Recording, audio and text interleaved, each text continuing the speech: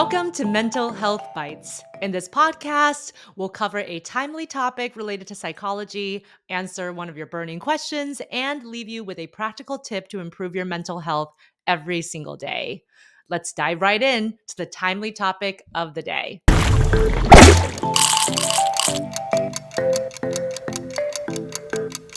Today, we're talking about New Year resolutions.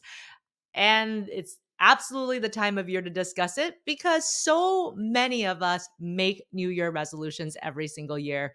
So, we're going to talk about what the common goals are. And most importantly, why do so many New Year resolutions ultimately fail? We'll also explore the science of habit formation, share some anecdotes from celebrities and public figures, and answer a listener question about overcoming negative self talk that can sabotage your goals. Stick around for a practical tip using psychology backed strategies to help set yourself up for success in 2025. Let's start with a big question. Why do so many people feel inspired to set New Year's resolutions? Well, there's a few really important reasons. The first is the temporal landmark effect. So, a fresh start like the new year creates this mental separation from your past self that makes people feel like there's a brand new chapter that's beginning and they want to take advantage of that. Second reason, the power of social influence. It's no coincidence that gym memberships spike by nearly 50% in January. Think about that. When everyone around you is talking about self improvement, it inspires you to take action too. Third reason, a deep desire for growth. As humans, we're wired to seek improvement, and setting resolutions allows us to focus on what's possible, fostering hope and optimism. And the fourth reason is reflection and closure. The end of the year is a natural time for reflection. And as people take stock of their lives, they're thinking about areas for change. And that's when they set those goals to align with their aspirations. So, what are some of the most common resolutions? Well, not surprising, the number one is exercising more. Very closely related to that is losing weight.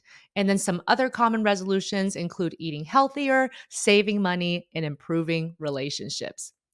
Does that sound familiar to you? Well, here's the kicker. According to a study published in the Journal of Clinical Psychology, only 8% of people actually achieve their resolutions.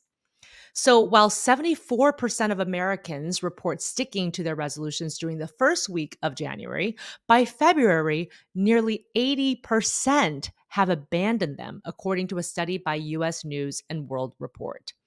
So, why do so many resolutions fizzle out by February? Well, here are some of the biggest pitfalls. First is setting unrealistic goals. Saying that you're going to work out every single day when you haven't been to the gym in months is a recipe for burnout. So, goals that are too ambitious, that's a big no no. Second, vague resolutions. So, saying things like, I want to be healthier, that's not specific enough to inspire action. Third, lack of a plan. You might have all this motivation in January that will get you started, but without a directed strategy, it's really hard to stay on track as life gets more stressful and other things come up, and just generally other stressors and responsibilities get in the way.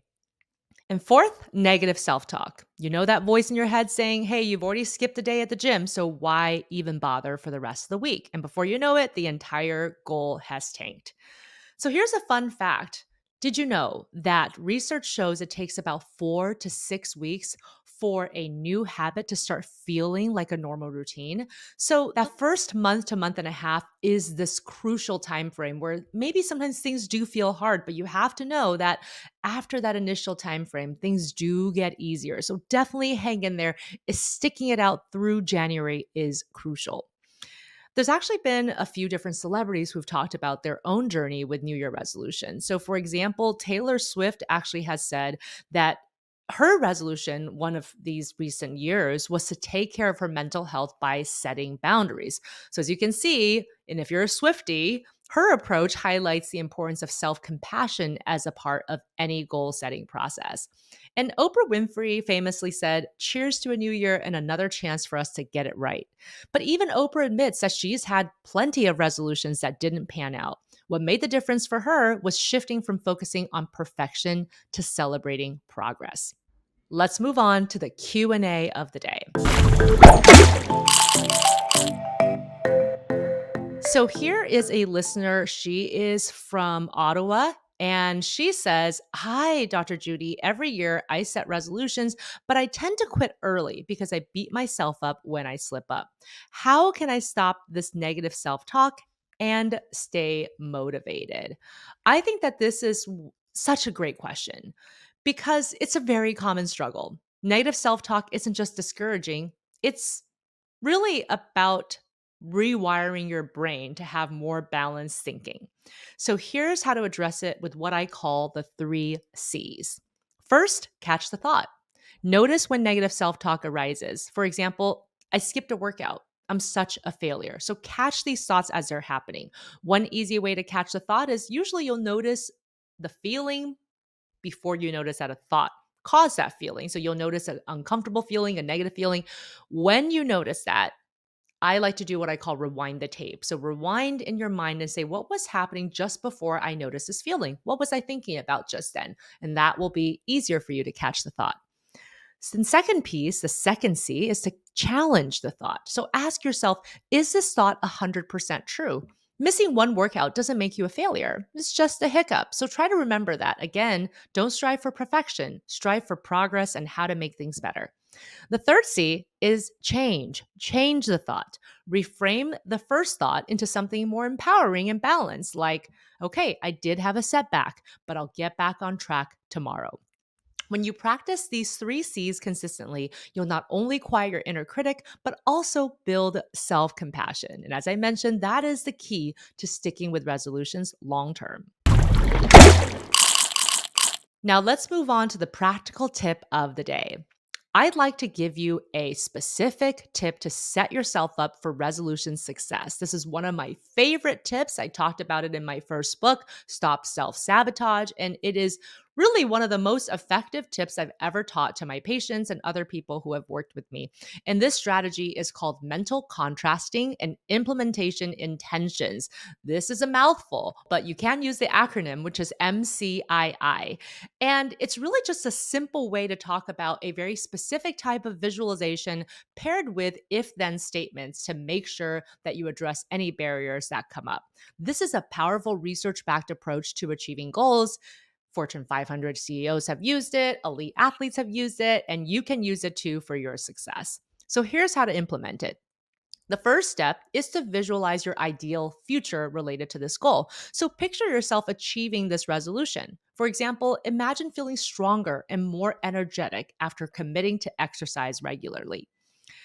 The second part of the visualization, which people often do not do but is crucial, is to identify common obstacles that are more specific to you and why you might experience challenges and setbacks in your goal attainment. So, what might get in the way? Really be honest in this part of the visualization. Is it time constraints? Is it fatigue? Is it lack of motivation? Is it that if you wait till the end of the day, you'll make some excuse to put it off?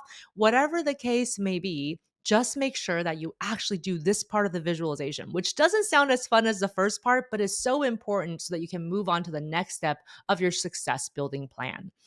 So, the third step is to create these if then statements.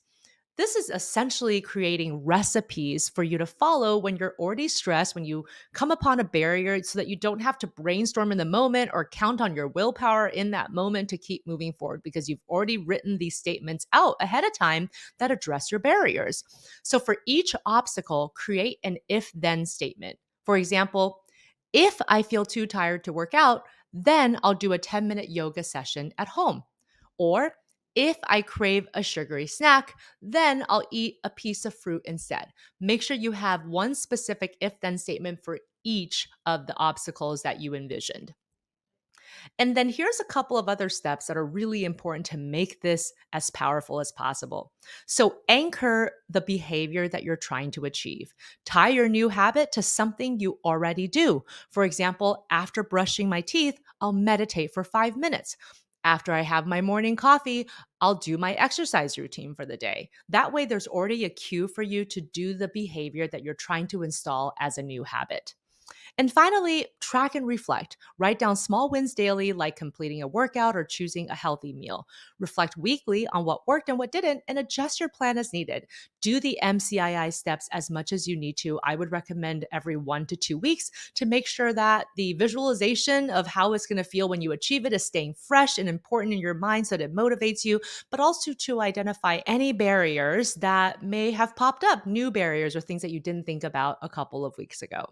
So, I want to give you an example in action. Let's say your resolution is to save more money. So, you'd first visualize your bank account growing and the sense of security you'll feel. Second, you'll visualize obstacles like impulsive spending. And then you'll create your if then plans. If I'm tempted to make an unplanned purchase, then I'll wait 24 hours before deciding whether to make that purchase or not. And then finally, anchor the behavior. So you can say, every payday, I'll transfer a set amount into savings. This method prepares you for setbacks and gives you actionable steps to overcome them. Thanks everyone for tuning in to Mental Health Bites with me. If you enjoyed what you watched today, there's plenty more where that came from. So make sure to hit that subscribe button and click the bell icon so you never miss an episode. Give this video a thumbs up if you liked it, and leave a comment below with your thoughts or any questions you have. Also, feel free to share this video with your friends and family who might find it useful. Stay tuned for more helpful content, and until then, take care of your mental health.